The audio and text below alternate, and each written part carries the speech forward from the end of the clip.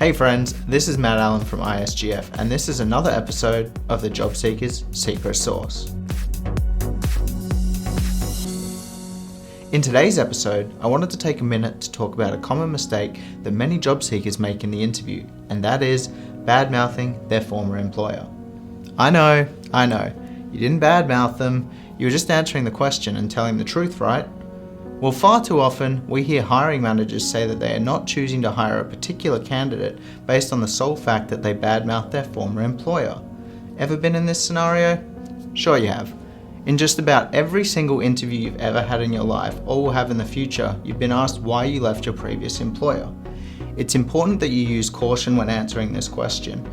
So how do you answer this question exactly then? Well, the answer is it depends. It depends on what the real reason is as to why you left your previous employer. If you were released, we always recommend being truthful, but be prepared to back your answer up with solid arguments as to why. You notice I said arguments and not excuses. If you resigned, you should always err on the side of being positive. Just because you disliked your manager or you didn't believe the company was ethical doesn't mean you should divulge that. Your answer could be more simply stated that you were seeking growth and development and didn't feel like the organization could provide that any further.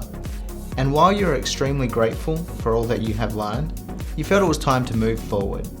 It's important that you prepare for these questions well in advance, as they are sure to be asked.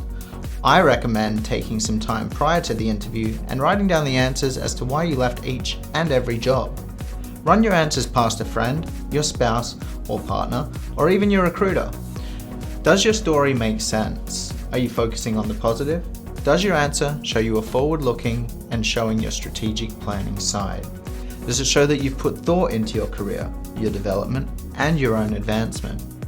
The more you practice your answers, the more certain you can be that you'll come across as a professional and not a negative team member. The bottom line is this: interviewers often worry that if they are to hire you and ultimately you leave that company, you'll be saying the same things about them or about that company. And thus, they're often concerned about hiring people who will emphasize the negative components of their last employers or roles.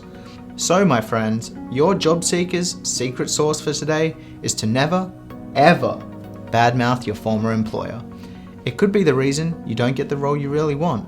Well, that's all for this episode. Thank you for taking the time to watch, and please remember to click the like button, subscribe, and as always, leave a comment below. This is Matt Allen, wishing you all a great day, and we'll see you next time.